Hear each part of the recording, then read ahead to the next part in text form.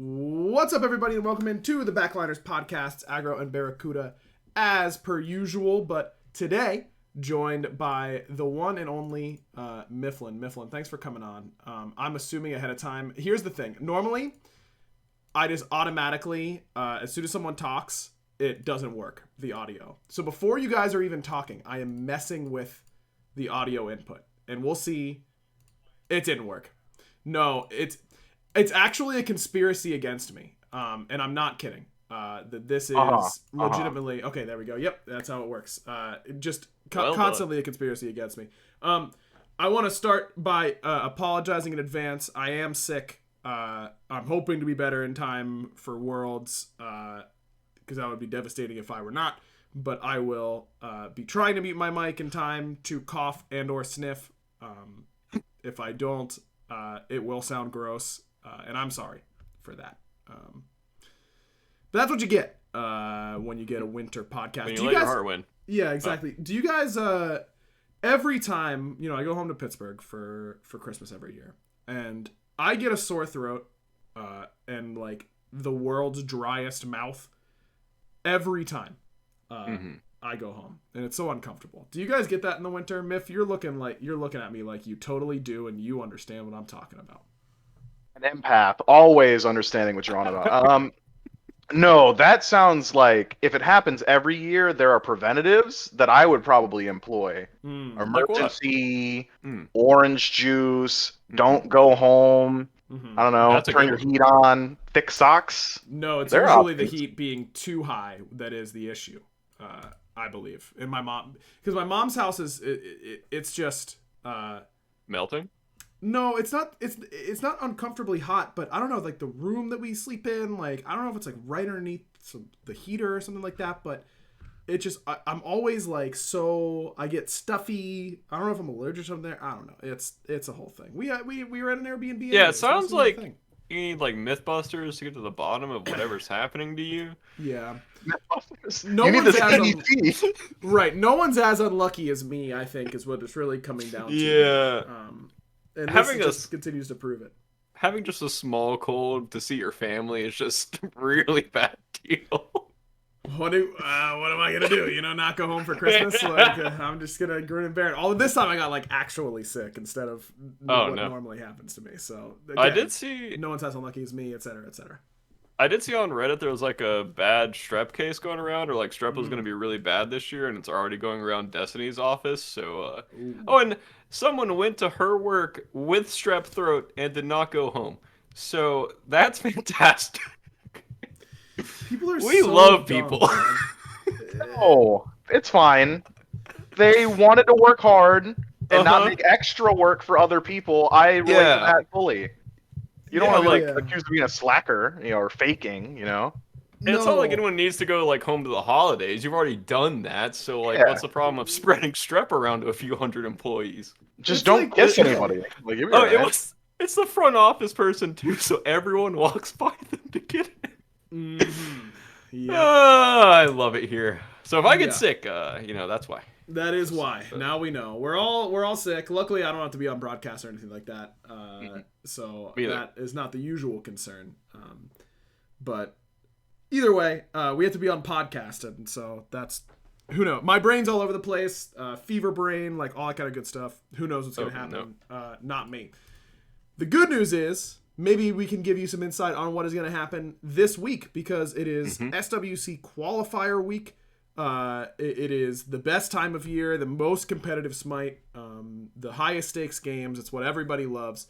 And I think that we have a chance. I don't think it's guaranteed, but I think we have a chance to have a particularly spicy event this time around. So, fellas, how do you guys want to do it? This is how we do it on the podcast, by the way, Miff. We don't do any planning ahead of time. I just ask you live on the air how you want to do it, and then we work it out from there.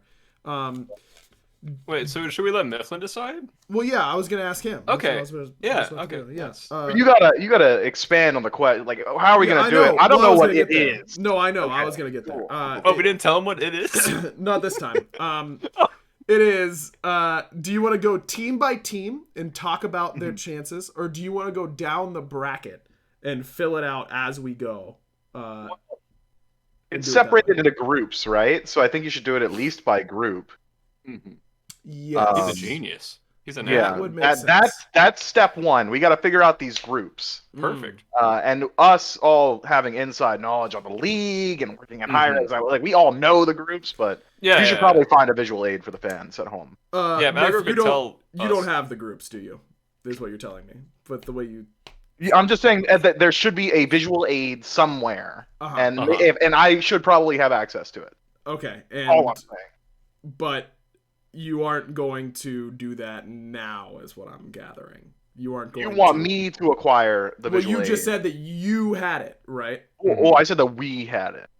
Okay. And seeing as it's like your guys' show, I feel like that's like going to someone else's dinner and then bringing like your own food. Like I'm not gonna do that. That's disrespectful. No. Well, you should. But Sharing is in this caring. case, you're the one who has access to the food, you know? Yeah, I have access, Uh-huh. but what if we're running with the food analogy, I don't have not I may be allowed into the pantry, but if you don't know where in the mansion in which the pantry resides, do I really have access? I don't think so. Uh-huh. Um this is Miff, I swear I did not bring you on here to Wait, put I you can on I can say the blast. groups if we want. Oh, that would be great, but I want to put Miff Oh, on blast anyways. I thought it was just a bit we were doing. No, Okay, I Group really didn't A- know what they were. Group A is Titans, Valks, Hounds, and Ravens. Okay, So wait. we can start there. Titans, Valks, Hounds, Ravens. Okay. I also wrote it down. And B is Warriors, Scarabs, Mambo, and Storm. Could you say Storm more time real quick? Storm. Thank you. It's because Warriors- I'm Strong at on the this time. bolt, so I have to say it with some extra emphasis. Right, of course. Okay, well there we go. I was about to say, Mifflin, that I was gonna ask really shit. if you've started using your email at all.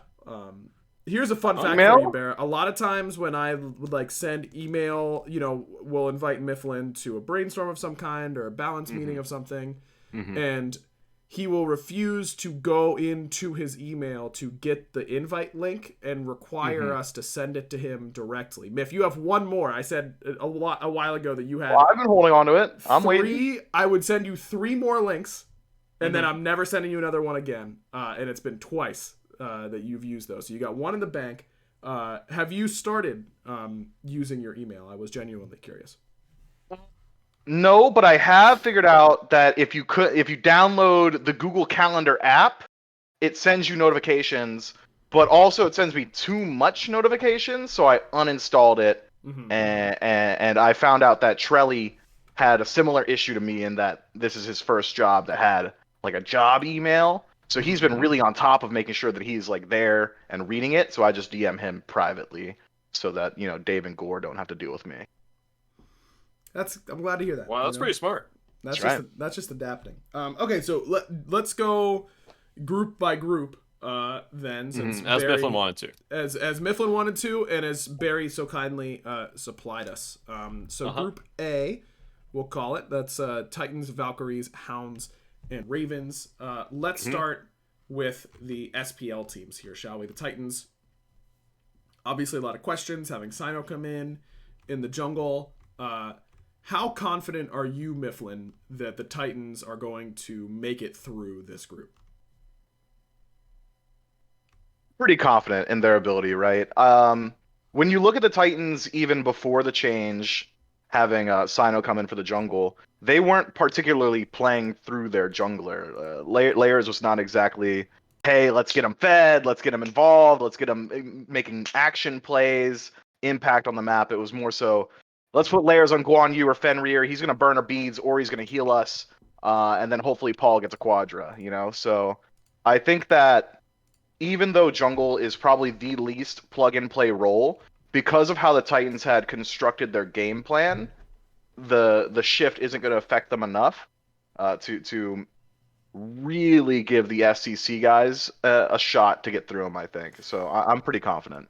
Yeah, I will say, though, that the Titans looked like they were playing really differently with Sino there. It looked like kind of classic Aurora, Sino, kill the front line, pick Naja compositions. And that could just be we had less than a week to prepare.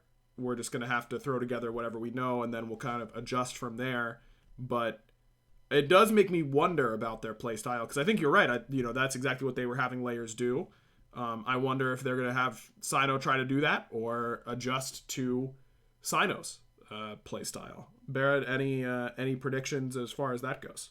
Sorry, I put Luna on the cat tree about 10 times. I think Titans are gonna look way better now than they did to begin with, because I think, as you said, Aggro, it was very plug and play, like very what we know we're good at and what we can execute, which was trying to kill frontline as much as we can. And now that Sino's actually had a lot of SPL scrims under his belt, I think they're gonna be way more comfortable with Sino and his playstyle and kind of how he communicates. I do think Layers was doing a lot for that team, facilitating around the map. And I mean, kind of like what Mifflin said, I don't think he was like hard carrying by any means, but he was just facilitating around the map and making plays and forcing people to beat certain spots. So I think Sino is, we have Scrim Titans, and they're definitely better than they were, much better than they were at, what plan was that called? That was Phase 3 playoffs. Phase 3 playoffs, yeah. I was going to say like Worlds Qualies, but I was sorry, like, Miff, I now know I we're took on those Worlds words Qualies. right out of your mouth. Yeah, I mean, I could have dealt that. No, I know. So. I'm sorry about that. I'll let you have So it. next time, let me do it. Yeah, I got you. Also, I think this group is a little shafted. I think Ravens can't really make it at all. Unless they get extremely lucky over Valks and Titans.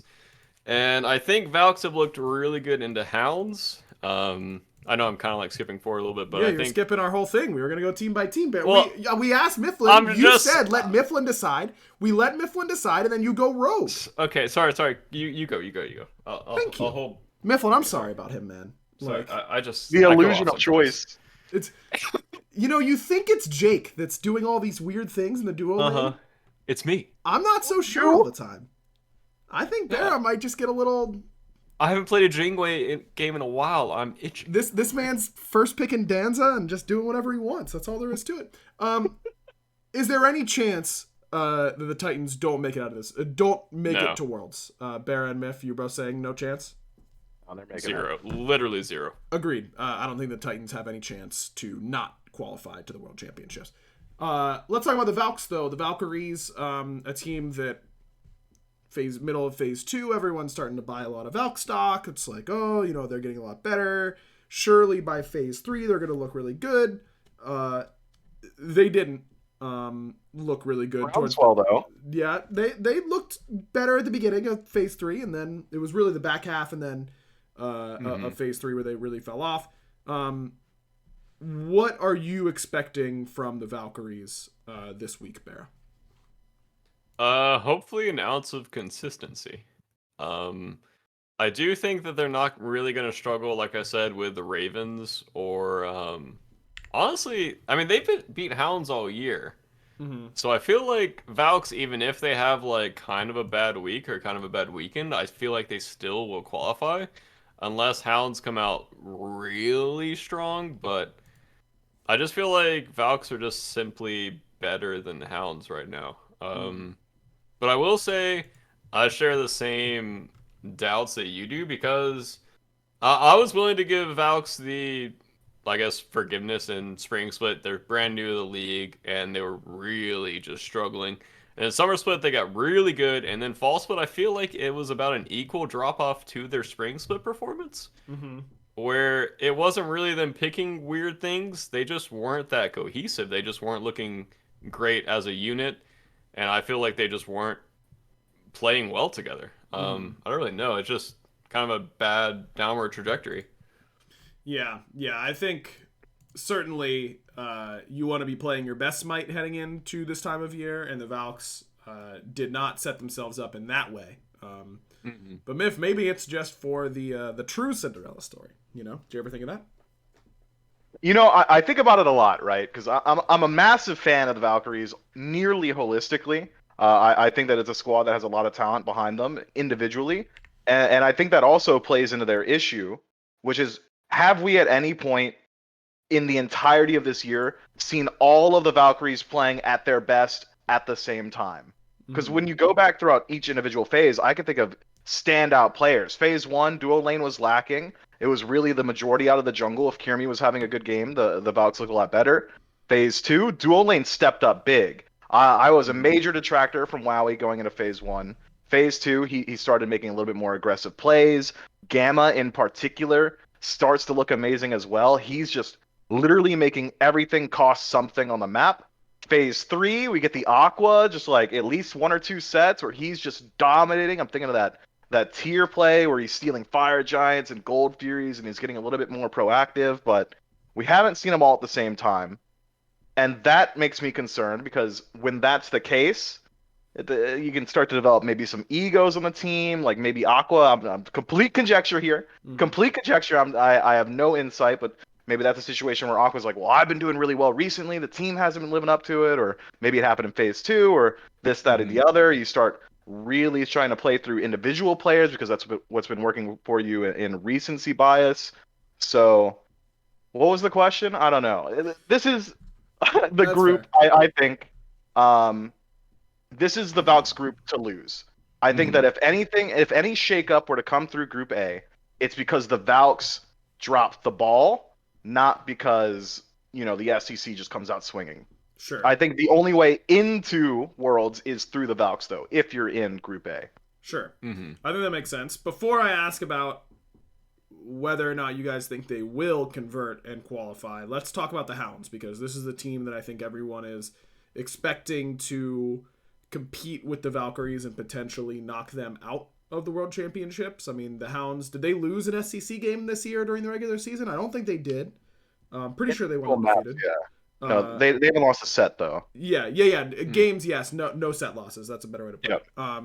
Haven't dropped a set all year. This is Ducky, Oath, Crimson, Quig, and Dudeman Bro. This team has looked unstoppable in the North American SCC, but when you think back to SPL play-ins, the Valkyries looked really, really dominant. I don't think it was this exact roster for the Hounds. I don't know if Ducky was playing with them then. Wasn't. But still. Yeah, it was like Ramakami or something. Yeah, I think so.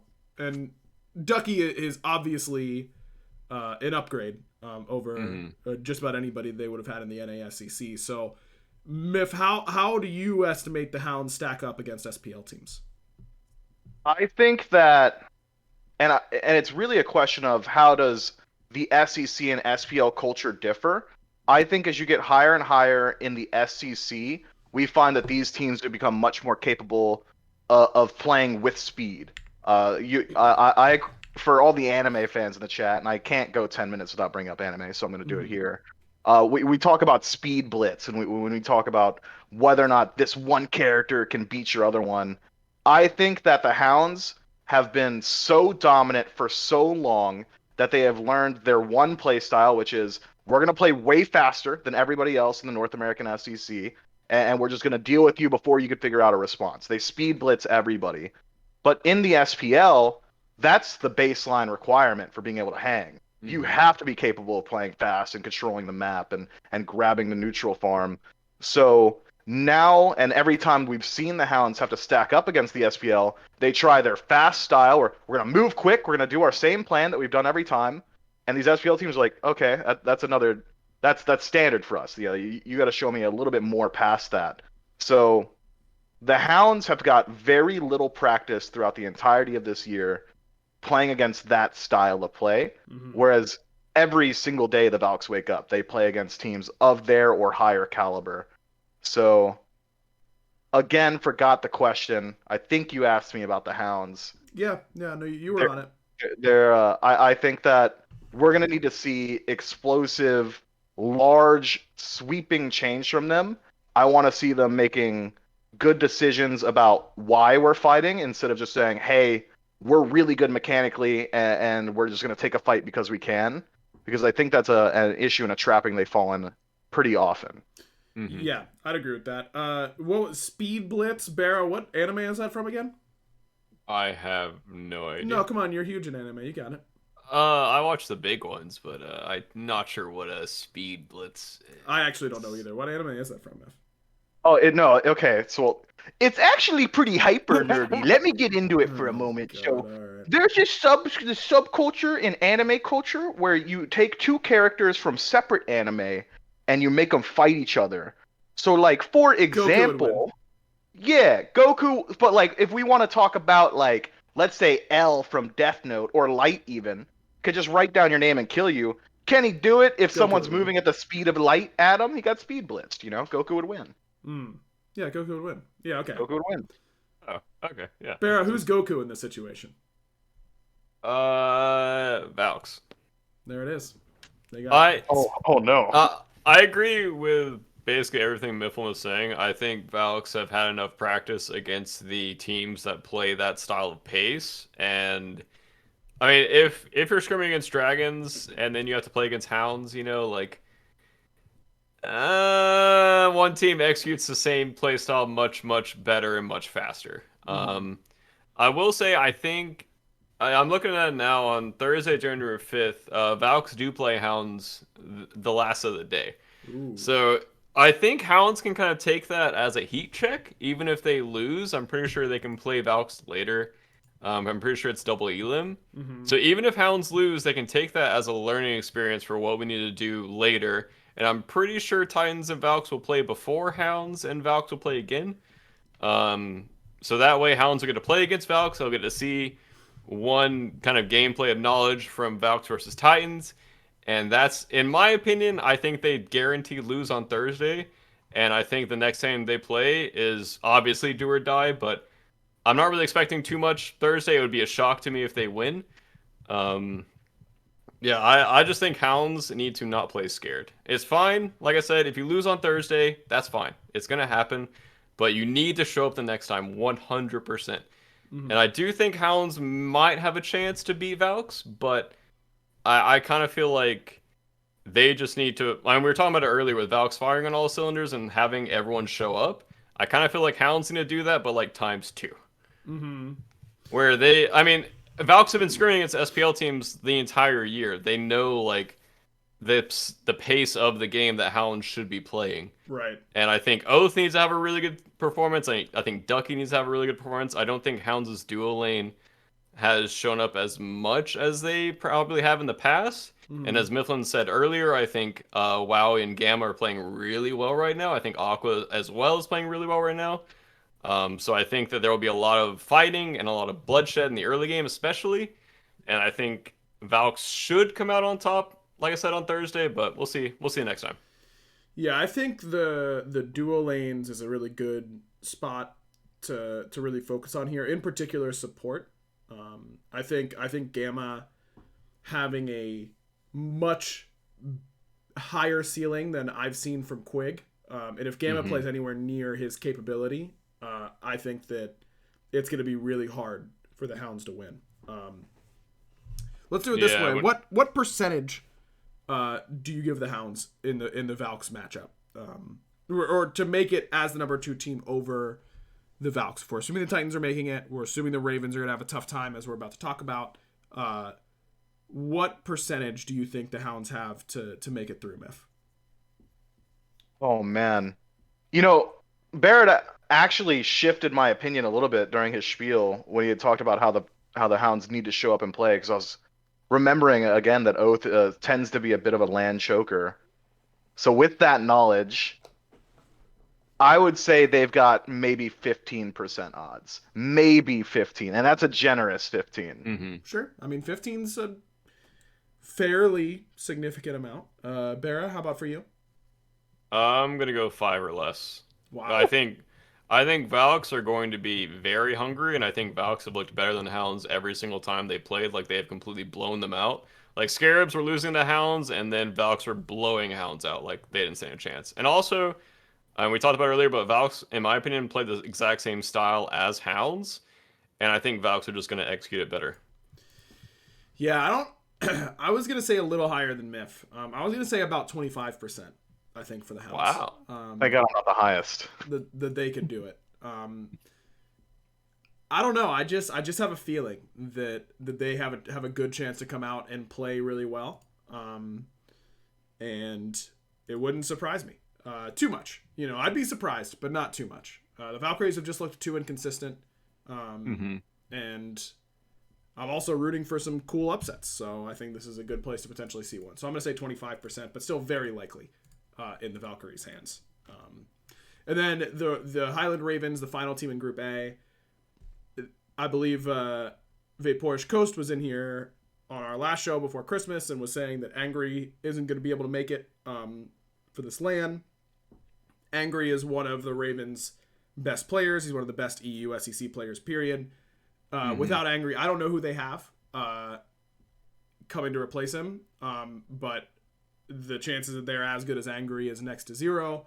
And missing that synergy that you had in your mid 3v3 and all that kind of stuff makes it really, really difficult. So my expectations for the Ravens is that they come in, have a good time, hanging out with their buds and seeing everybody, and probably don't have very many long matches. I thought this week. I thought Angry was still playing just from EU. Oh, he's playing from home. Okay, yeah, that's what same thing. That's No what different. Yeah, they're gonna still have a whole lot of success, in my opinion. Barra, you're. I mean, does that? I'm assuming we can just kind of keep it moving here because I don't see unless you guys think, hold on, maybe they're gonna pop off. I think they have like a 1 to 2% chance to beat Titans or Valks. Yeah, 1%. I would not go higher then. Like it can happen, but it is possible. I just think Titans are looking too good, and I think Valks just. I feel like trying to beat Valks with a carry on very high ping is going to be very hard. Unless you throw that guy on like Nuwa or something, or just like auto aim gods. I don't know. I feel like Angry is so good, and it's just shafting them to not be able to play with him on low ping. Yeah, very unfortunate. Chat's also saying that Cozy is playing or Kha'Zix. I forget. I just don't know if it's Cozy. Actually, Cozy. It's actually Cozy. I just found out. I definitely called him Kha'Zix like all of last year. 100%. It's a way better name. Yeah, Kha'Zix is a cool name. Cozy's not bad. Yeah, Cozy's okay. I will say on paper, I think Ravens should have performed better than they were at the most recent LAN, but they did not look good. Like Mambo looked at least like 2 or 3 times better than Ravens did, in my opinion. And on paper, I feel like Ravens should be looking equally as good or like slightly worse, but Ravens just were not looking good at all, unfortunately. Yeah, I would absolutely agree with that.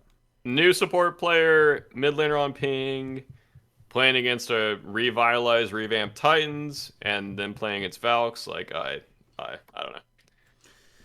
Just the way it is, unfortunate there for them, but hopefully, maybe they can. What a story that would be, huh? That would be crazy. I'll pop off. Yeah, same, bro. I will scream. That would be absolutely wild. Okay, before we move it into Group B, I am too sick to do a fun transition, so it's an ad time. Get ready.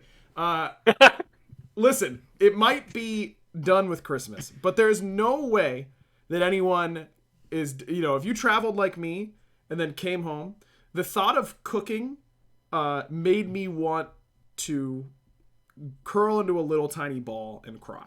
And it was only kind of because I was sick. I don't want to come home and do a bunch of cooking and then dishes and all that kind of nonsense. I'm just not up for it during this time of year. World's around the corner, then Season 10 launch. Like, you guys aren't going to be wanting cooking either. That's why we've got a great partner for you, and it's Factor Meals, of course.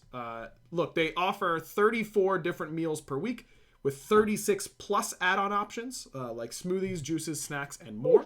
That'll keep you going no matter what you've got going on. They're cheaper than dining out, which, as we all know, is not cheap. So it helps you save a little money if you're going to be going out instead. Plus, you get flavorful chef-crafted meals guilt-free. Plus, if you need a special occasion meal, Gourmet Plus is the perfect solution if you're looking for fast, upscale options done easy. I think that's brand new, Gourmet Plus. I think it is. Yeah, I don't remember that from before. Look, Factor is unbelievably tasty. It's healthy. They've got a bunch of different options. If you're keto, vegetarian, vegan, whatever, like they can accommodate you. I'm super picky. I still found a bunch of meals that I love and really, really love their food. So definitely want to check it out. All you have to do is head on over to head to go go.factor75.com/backliner60 and use code backliner60 to get 60% off your first box. That's code backliner60 at go.factor75.com/backliners60 to get 60% off your first box. Shout out to Factor. They're a bunch of beasts. Okay, let's talk Group B. Warrior Scarabs, Hex Mambo, Jabalba Storm. We'll start at the top yet again. The Warriors. Who knows? I mean, we've been on this podcast all year. Yeah. We have no idea what's going to happen with this squad. What is your general feeling about the Warriors heading into this event, Myth? I cannot imagine a world where, not even discussing the Warriors as a whole, where any of those individual players aren't competing. It is a lot of those names are just synonymous with the Smite World Championship. My feelings on the Warriors as a team, they're lucky it's not like, a round robin, no group stage, just top two make it. If that were the case, I'd be really worried for the Warriors. As of now, I think if the Warriors play their group, I'm not even play their best Smite, if they play their group properly, they will likely just make it. Do your homework on the teams that you need to do your homework on, and I trust the Warriors to be able to do it. I could be sleeping a little bit on some of the underdogs in that group, but I think it is incredibly likely. I'd give them like 80% odds. Are they playing their strongest Smite we've seen this year? No. Are they playing to the peak that we know that this team is capable of? Absolutely not. But the Warriors baseline on a bad day, I think they can come in and probably still make it through this. I agree that they certainly could, but you never know. I think that I'm gonna wait to ask for percentages and if they're gonna make it until we talk about the top three teams in this group, because I think that there are three legitimate contenders here. Bera, your estimation on the Warriors? Yeah, they're the Warriors. No one knows how they're gonna play. They don't know how they're gonna play. They're probably going to be doing the same thing they've been doing all year. Same strategies they've been doing all year, mixing up the certain play styles, or like 2 or 3 play styles they gravitate towards.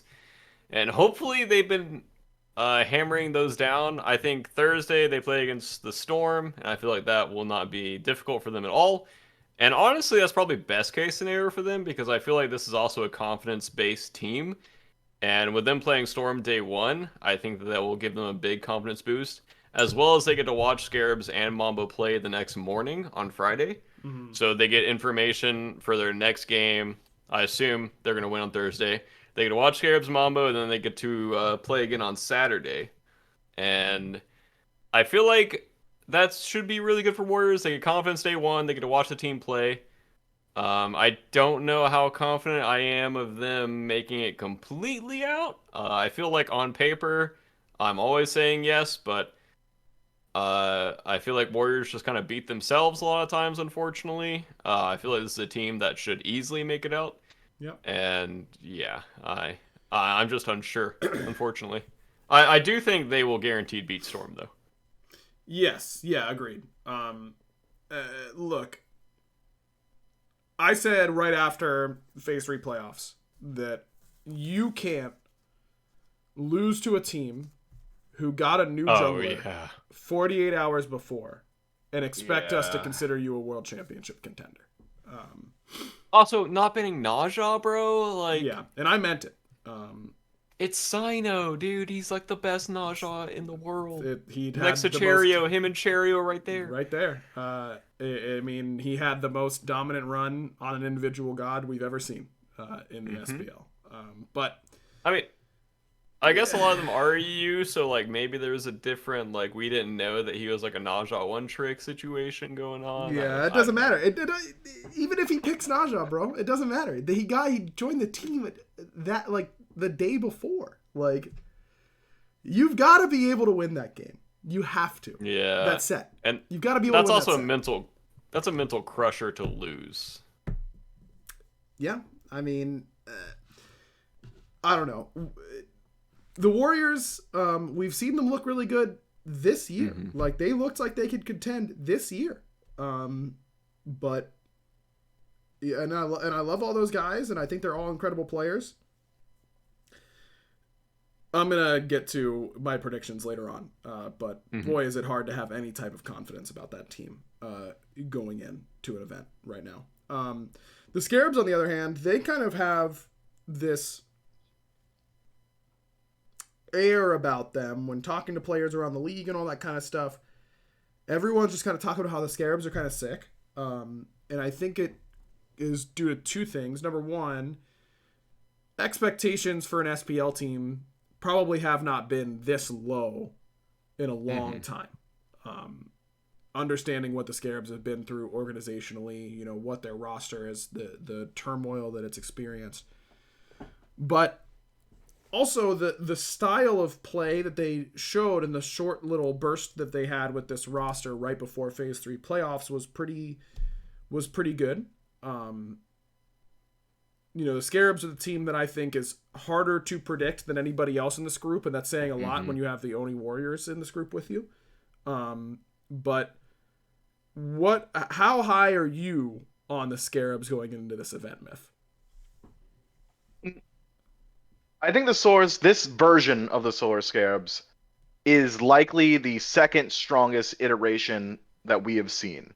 The strongest being this exact same roster, but with your core, at least in my mind. And now we've had potentially some of the most stability that the Solar Scarabs have had an opportunity to practice with. I don't know how long. It's been about 3-4 weeks since Netroid joined the squad. So I expect them to come out. I expect them to play very well. Could potentially be playing up to the standard that Yarkor had set with this team, or even beyond it, because they just had that much more time to practice. But the only thing that weighs heavy on my mind, and maybe Barracuda can speak to this, back when I was playing competitively, it was pretty difficult to find scrims in times like this, especially valuable scrims. So I don't know what the scrim culture looks like nowadays exactly. I'm an outsider looking in.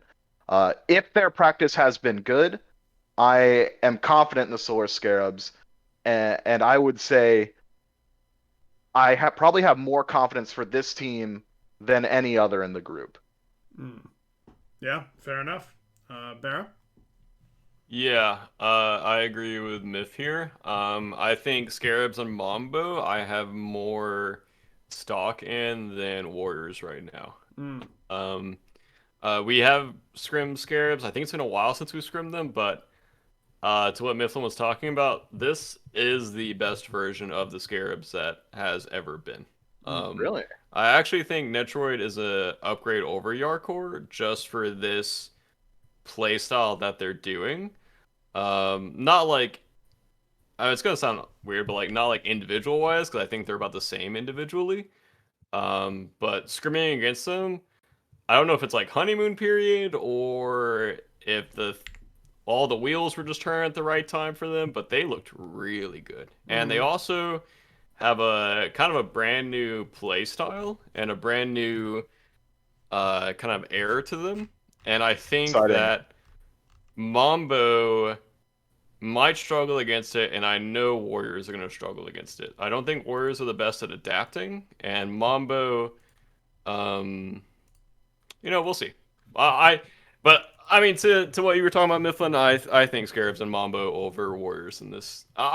Warriors can qualify, but I think Mambo has been looking so good lately. I feel like I'm pretty sure they're all coming to land too, and Warriors have a history of choking, unfortunately, in important moments, and I think that this is the second most important weekend of Season 9. So, I mean, I want to say Warriors beating Scarabs, but I don't know.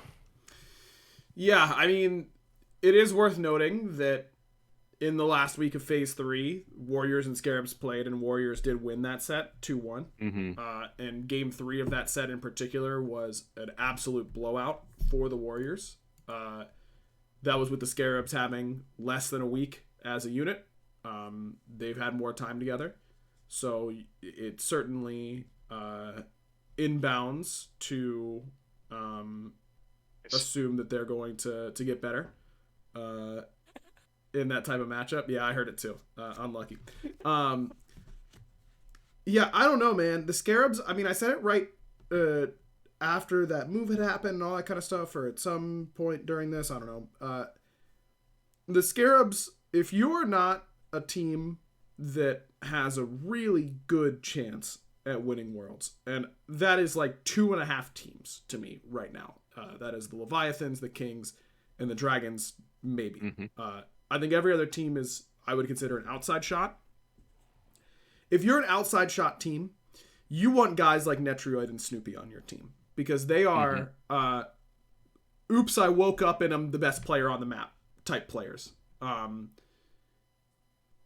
Without a whole lot of consistency, but consistency matters a lot less over a short period of time, and that's what Worlds is. So I understand the hype around the Scarabs. They've got a lot of veteran players. They don't have any rookies or anything like that. So I understand the potential there, but when you haven't had that much time as a team, it's also kind of easy to just only have one or two strategies that you thought were good, and then you show up and they aren't that good, and you don't have those backups from months of practice together. So their style is going to determine a lot, in my opinion. But I think confidence is fair for them. Yeah, I will say that I think this is best case scenario for Scarabs to kind of have a month to prep for this event. Because I kind of feel like they're just going into like the hyperbolic time chamber to get ready for an event, and you can't really prep for like playing against them, because like it's a brand new team basically. It's a brand new SPL level team. Like, how do you prep against that? Like, what is Mambo like? They have like what, one game, two sets a month ago to look at to prep for their day one on Thursday. So 2 sets, yeah. I don't know. That was it. Yeah, it'll be interesting. It should be fun. About Mambo, my only concern with this team, and Bear, I guess I'll ask you first. My only concern with this team is that I don't know if this team can win early game hard enough to compete with SPL. I think the SEC has a massive advantage when it comes to the pressure of the situation, right? If I'm an SEC team, the way that I think is easiest to win is to just neutralize the early game. You don't have to win the early game. Neutralize the early game, and then stand and stare at each other at a fire giant at 40 minutes and let the SPL team freak out because they're losing to the SEC team.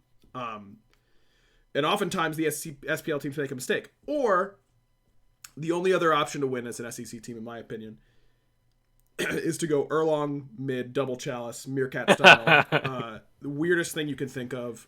Ugly game. Complete fiesta. Run it down.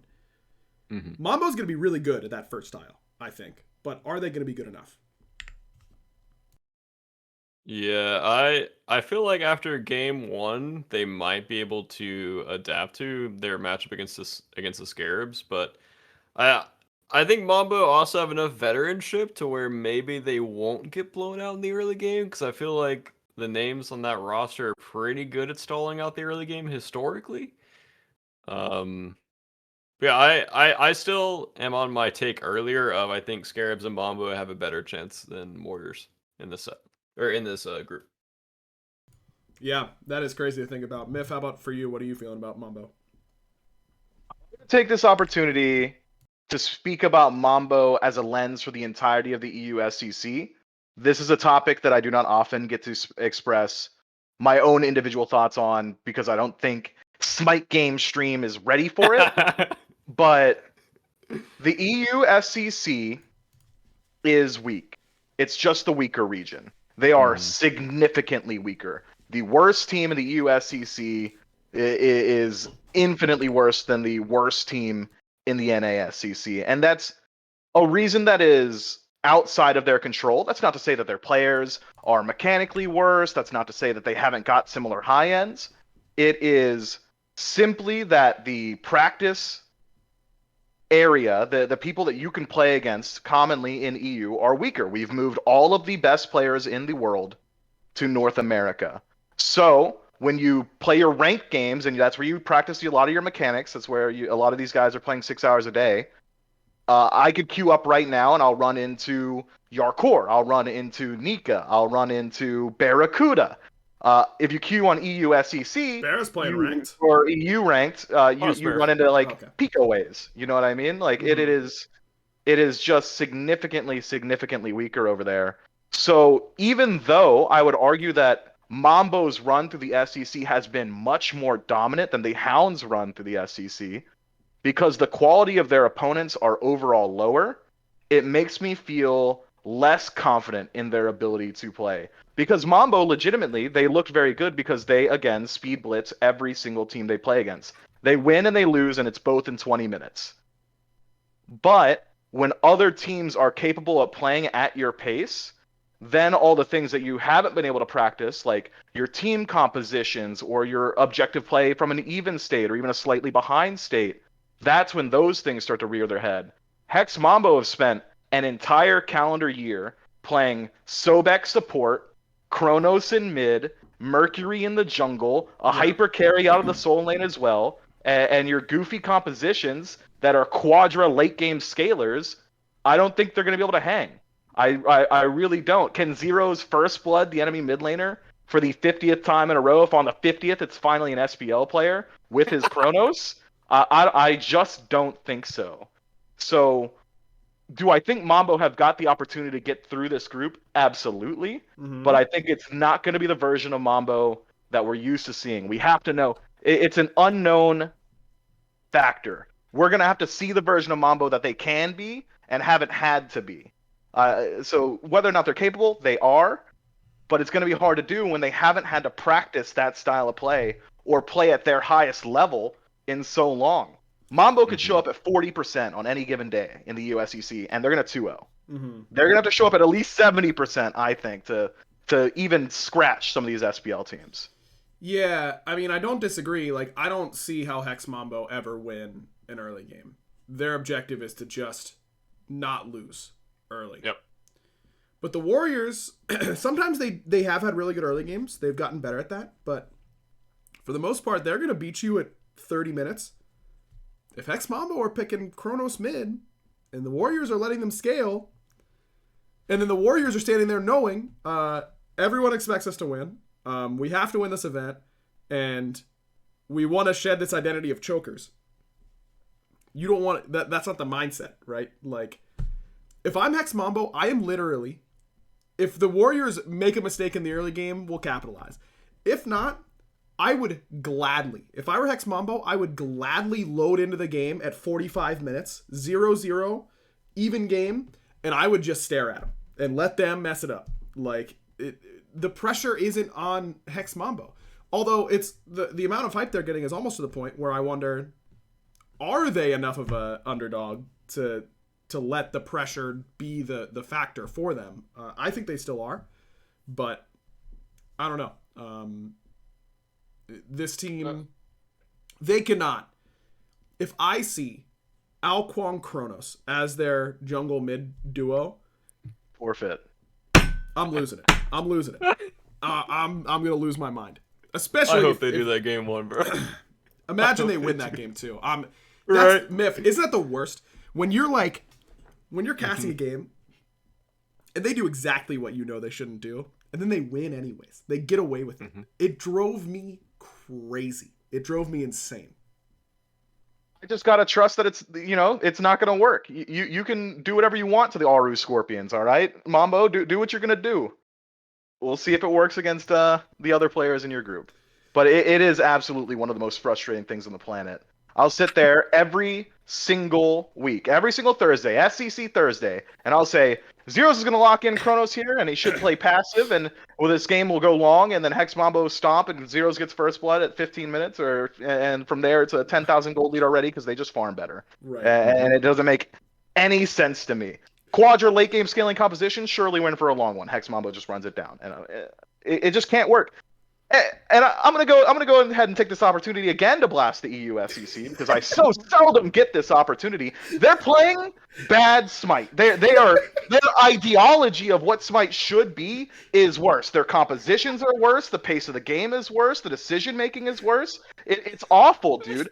How often in EU SEC games do we see them get a 2-for-0 pick, reset to their own base, buy wards, drop them, reset again to buy more wards so that they can win the vision battle around fire? My brothers in Christ, you've already won the battle. Walk up on the Phoenix. You know what I mean? It's just when you practice bad Smite every single day, I just gotta hope that the guys who are forced to play good Smite because the region is so much stronger are just gonna own them. I have to hope. But absolutely, they are strong players, and maybe they can play good Smite. I'm gonna backpedal. Maybe they can, but they haven't had to, and that's tough. That's tough. They legitimately haven't had to do it. Man, that was a lot of steam you just blew off there. Yeah, you're feeling way better. I gotta say it, bro. It's so any Smite game that has gone to 45 minutes on a Thursday is a Smite game that was played poorly. You did it wrong. You just did it wrong. I could. Any Smite game that has more than 45 kills in it, you've also done it wrong. Any Smite game where your gold lead has exceeded 15,000, if you are 16,000 gold up as a team, you're the worst team I've ever seen. I can't believe you couldn't close out the game with your 10k at 20 minutes. You absolute, and I'll take the fine, shitters. Like, it doesn't make sense, dude. It doesn't make sense. If your gold leads can consistently hit the 20,000 mark, you're bad. You're just bad. And that's the truth. And I compel anybody at home in this podcast, anywhere, to come up with a counter argument to that. There is no reason your gold lead should be that big. You're out of items. You've power spiked through the roof, my guy. It's over. It doesn't make sense. Good. So the Jabalba Storm are also in this group. Yeah, the Storm. They're the fourth team in this group. They're the fourth team in this group. Do you need a refresher on who's on the roster? I got you, Baron. Okay. Thank you. It's good. Delmy, Dame, Joshi, Oceans, and In My Zen. They're from the stronger region, according to Mifflin. How much do you think that helps them here, Miff, that they play a better brand of Smite, according to your rant that just happened? Man. So here's the difference between having a good practice environment and having talent. These guys grind every single day, and they've got the better environment, but they haven't had the opportunity or the know-how or the guidance, maybe the veteranship to hone it into something, into a sharper blade. The Storm, I think, they're not making it. I'm pretty confident in saying that. And it's not by means of any individual player. I think that they lack a strong in-game leader. And if I'm to believe the rumblings that I hear, their in-game leader is Oceans. That guy has the most broken brain that I've ever seen. He is and I love Oceans. Call him the Broody Bruiser. That's my boy. We were roommates for a stretch. I discovered him in a Season 2 Siege game, actually, at 4 a.m. Like, I know this guy. His name was Turnup originally, and I told him to rebrand because that was dumb. So I'm going to tell you right now that I am intimately familiar with the unique neuroses that is Oceans. Dude's an idiot. He's just dumb. He's all the worst parts of like peak bad Sam for soccer in that if something's good, he's not gonna play it even if he likes it. You know what I mean? If one of his like best picks just comes into the meta and it was a pocket pick he's always had, he's gonna stop playing it because he Oceans abides by one singular rule, and it's the rule of cool. And what he thinks is cool isn't cool, and therefore broken brain. But if we could just get that guy, because he is actually so smart. Oceans is capable of identifying the correct play, but here's exactly what happens. We should go Fire Giant here. they think we're gonna go Fire Giant here. It's the right call. I'm not gonna do it then. You know what I mean? Like he's got real bad brain in that regard. And if he's gonna be IGL, it's just not gonna work. Oh my god. He needs someone to rein him in. He needs a lot of people just need the confidence. They need a yes man to let them know that they're doing the right thing. He needs the opposite. Someone's got to stop that guy. Miff, never. I casted for a long time. I did a lot of analysis segments. I watched them. I was a part of them. Never once have I asked someone or been asked a question or seen anyone ask a question and they responded, well, that guy's brain doesn't work. Like, he's got a broken brain, bro. And it's the only way to describe it because, like, I don't know. Like, I got an iPhone 14 here, all right? Apple shill, best phone on the market. Yeah. I can break it. If I break it, bam, it's still a good phone, but it's broken. And that's Ocean's brain. What does that even mean? Okay. All right. That's how it works. Barra, without commenting on any particular player's brains, if you could manage. Yeah. Any expectation here for the Storm? I really genuinely do not know how to follow up after Mifflin That was just awesome. demolished Oceans forever. And he's a great player, by the way. Everyone in the chat, you can roast him. No, we all got that. He is better than you guys. Yeah, no, we all got that. You think he's really good for sure. That's what I got from that. Yeah, if I had to take away one thing, it was that you have a lot of respect for him as a player. Yeah. Yeah, and a person. Right. I love that guy. I had to watch Oceans try and figure out how to fry an egg one time. I almost moved out. So. Well, now with this knowledge, I will just say Storm are definitely not qualifying. If a guy can't fry an egg, I feel like that's pretty easy.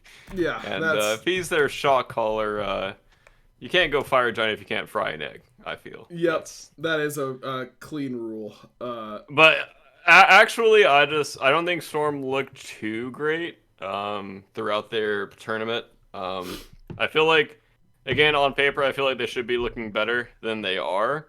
I feel like everyone on their roster is pretty good. Mm-hmm. And I don't know if they're relatively new together or like a relatively new roster. I don't keep up with SWC that much, but I thought a few other players were on. Yeah, I thought a few other players were on different teams here and there.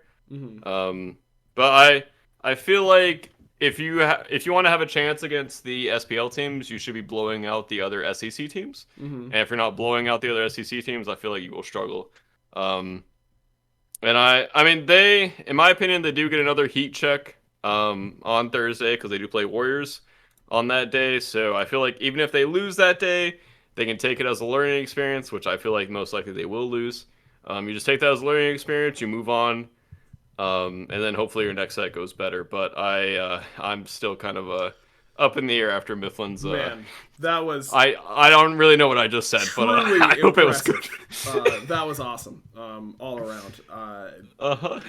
Just incredible. Yeah, the only thing I was going to say about the Storm are that I think they obviously have the least amount of expectations in this group and maybe even in the whole event.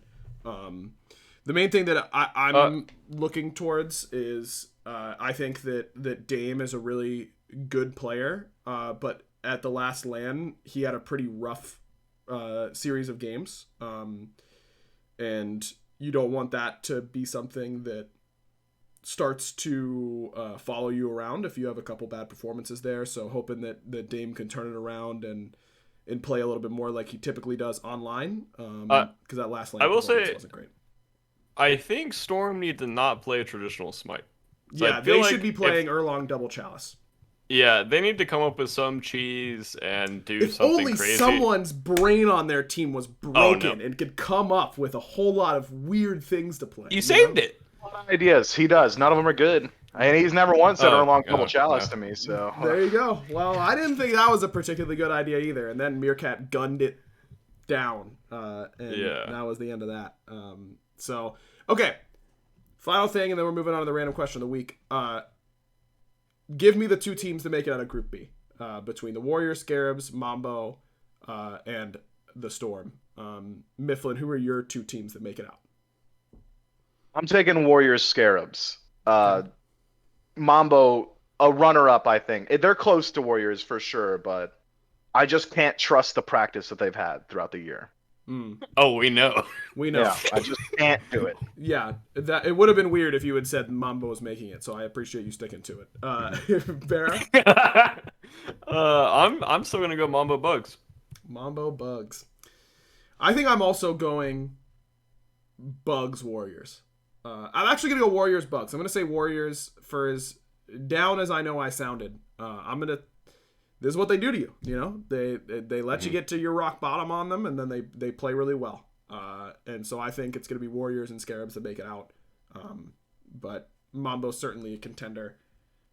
Should be fun. I think it's gonna be a really fun event. Very much looking forward to watching it. It should be great. With that, it's time to move on to our random question of the week. Of course, we grab these from our Patreon Discord and community Discord. So if you want to hop in there, it's a really cool group, and there are lots of cute pet pics and all that kind of stuff, and you want to be a part of those for sure. So patreon.com/backliners is the place to go there. Going there is the best way to support us directly, as well as interacting with our sponsors, which again for this episode was Factor. Go.factor75.com/backliners60. So shout outs to them. I will say that my voice is giving out, and I'm very tired. So I'm gonna take this top question from Armanius, and then everyone else who put in a question for this week, I will get to it next week, or maybe the week after that, because that reminds me, we are doing one of our special AMA big episodes next week, or no, 2 weeks from now. Right? Hold on, let me pull up a calendar. Sick brain taking over. Okay, no, next week is going to be a normal show. And then the week after that, so the week after the World Championship, we'll be doing one of the shows where you can call in live, join the show, talk on the show to us. It's a lot of fun. It was our favorite episode more dangerous we've than ever you, done. Mifflin. It's a good point. I'm gonna call in. Please do. We would Ask me about the USDC. No, you ask us questions typically, but perfect. But you could say, "Could you ask me about the EUSCC?" And I will. So yeah, tickets will be going live for that. We'll try and get them live for next week. It is worth knowing that our Patreon subscribers will get discounted tickets to this event, so it's easier for them to join into the show. So if you want to get involved with that community Discord and have a cheaper ticket, everyone can listen. It's still going to be live. It's still going to be normal. But if you want to call into the show directly, you just buy one of those tickets. It's a really cool way to do it. So yeah, patreon.com/backliners. More info will be posted in there this week and on our Twitters and all that kind of stuff. Okay, Armanius, with the easy random question of the week. Did you guys have any New Year's resolutions? Myth? You're a big New Year's resolution guy, aren't you? Didn't you have a bunch? Yeah, I usually am. This year I kept it light, okay? I kept it light this year. Uh-huh. I actually made a purchase for myself recently. Let's see if we can get on camera here. I'm gonna learn bass guitar. Okay. I'm gonna learn how to play the bass. That's cool. So far, like everybody else who's picked up a bass, I've only had it for the one day. Mm-hmm. I can play Seven Nation Army, but only like the first 6 blocks. Do you mind? Could you toss it down for us right now? Well, here's the thing about bass. You can't hear it unless I plug in an amp, and then I'm not going to do all that for you. Yeah. Okay. Right. Well, you could show. No, it's a podcast. Don't show us. That's not what the people are looking for. Okay, so learning bass. That's a really good New Year's resolution. Yep. I hope you do it. That wasn't like a petty. I hope you do it. I have no faith in myself doing the things that I say that I want to do. You're thinking about a world right now where I can play bass and you can't, and it's made you weaker, and you don't want that to come to fruition. No, I want to watch you slap some bass and be funky. You know, I'm gonna be so funky. That's what I didn't like where that went. Yeah, that was uncomfortable. Bear, any resolutions It's after for you? 9, so Mifflin's unhinged. Mine is to be better in contact with people. I feel like a lot of times I kind of like shelter into my own like home, and like I get into a schedule and just don't really get, I guess, enough talking with people. I guess I'm just a little more to myself than I should be. And I feel like if I can consistently put in more of an effort into other people, it'll help me. That sounds selfish, but it will help me and help everyone else. So that is my biggest thing, is to just, if someone's talking to me, I need to pay more attention to that and put more effort into friendships and, yeah, just meeting new people.